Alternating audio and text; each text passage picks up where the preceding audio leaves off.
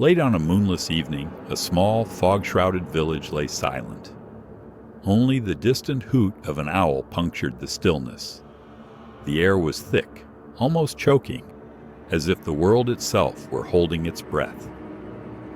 In a lone, weathered cottage at the forest's edge, Elena sat hunched on her bed, clutching a small flashlight with trembling hands. The silence pressed against her ears, heavy and unnatural. It wasn't just the absence of sound. It was the feeling that something unseen was listening, waiting. She remembered the stories the elders used to tell when she was a child. Stories of Svintus. Some laughed at them, dismissing them as drunken tales told to scare children into staying home after dark. But others spoke in hushed, broken tones, their eyes shifting nervously toward the forest.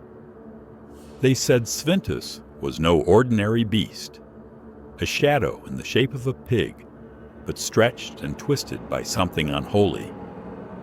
Its tusks glistened like broken knives, and its single glowing eye could pierce through walls. It was drawn to human fear, they said, sniffing at doors and windows, circling houses until its prey could no longer resist panic. Then it would come inside. Elena had always rolled her eyes at such talk, but tonight the air itself seemed poisoned by dread. Her candle had gone out an hour ago, and when she tried to relight it, the match broke in her hands. Then the power failed.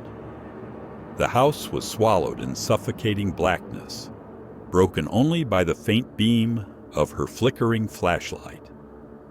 She told herself it was just a storm on the wires, nothing more, but deep down, her heart whispered a truth she didn't want to hear. Something was outside. At first, it was subtle, the faint scrape of claws against her window, like nails dragging across glass. She froze, every muscle stiff. Her breathing grew shallow, almost silent. The sound came again, slow, deliberate. She forced herself to move, step by trembling step, until she reached the curtain. Her hand hovered over the fabric, shaking so violently she nearly dropped the flashlight. With a sharp tug, she yanked the curtain aside. Nothing. The night stared back at her. Mist rolled across the grass, thick and pale. But on the ground, illuminated by her weak light, she saw them, prints, large, uneven, like hooves. They were smeared with mud trailing toward her house. Too fresh, too close. Her stomach turned to ice. The flashlight flickered, sputtered, then flared back to life just in time for her to catch something in the corner of her vision. A shadow moved inside the room, fast, low, and unnatural. Her scream caught in her throat as the beam swept across the wall. Nothing there, but the floor told the truth. More prints, hoof marks pressed into the wooden boards, leading deeper into the house. Elena stumbled backward, nearly tripping over a chair. Panic boiled inside her chest. She wanted to run, to scream, but her legs refused to obey. And then she heard it. A grunt. Low, wet, heavy, coming from behind the door. Her courage collapsed. She pressed herself against the far wall, clutching the flashlight like a weapon. Her heart thundered so loud she was sure the creature could hear it. The door creaked. The sound grew louder, closer, until the door exploded inward. Svintus stood there. It was worse than the legends had described. Its body towered unnaturally tall, hunched yet massive, covered in patches of tattered, bristly fur. Its face was a grotesque parody of a boar, elongated, twisted, the snout cracked and crooked. One eye was blind, milky white, but the other burned with a glowing red light, hot and merciless. Its long limbs ended in claws too sharp to belong to any animal of earth. Mud dripped from its hooves, spattering across the floor as it stepped forward. Elena's body locked in place. She couldn't move, couldn't even breathe. Svintus lowered its head, sniffing the air. The sound was sickening, like a broken bellows wheezing. It took one step, then another, floorboards cracking beneath its weight. The air grew colder with each movement, as if the creature dragged night itself into the room. Something snapped inside Elena, a primal instinct, run. With a desperate scream, she bolted past the beast, her shoulder grazing its matted fur. The stench was unbearable, a rot so foul it made her gag mid-stride. Behind her, the creature roared, a sound like a dying pig, and a man's scream fused into one. She threw open the door and ran into the forest. Branches whipped at her face, tore at her clothes, but she didn't care.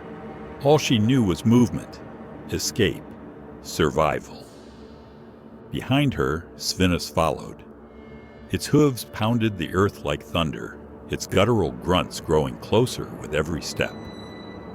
Elena darted left, then right, trying to lose it among the trees. But the forest betrayed her. Roots snagged her feet, shadows tangled her path. The creature never slowed, never tired. Her lungs burned, her legs screamed. She stumbled through a clearing, collapsing to her knees, gasping for air. She turned, flashlight trembling in her hand. For a moment, only silence. The forest stood still. The mist swirled lazily. Maybe she had lost it. And then from the darkness came the sound. A grunt, deep, slow, right behind her. Elena screamed and ran again, though her strength was gone.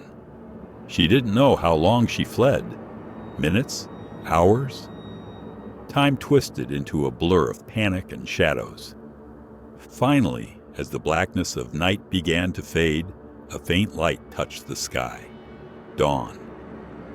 She stumbled into another clearing, collapsing in the wet grass. Tears streamed down her face as she tried to catch her breath. The forest behind her was silent. No footsteps, no grunts, no glowing eye. Just the faint orange glow of morning sun cutting through the mist.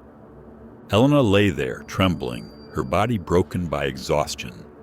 She dared to hope. Maybe it was over. Maybe the stories were only half true.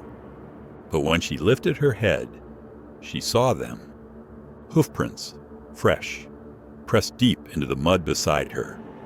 And then, from somewhere far in the forest, carried softly on the morning breeze, came a sound that froze her blood. A grunt. Low, patient, promising. Svintus had not left. It never leaves.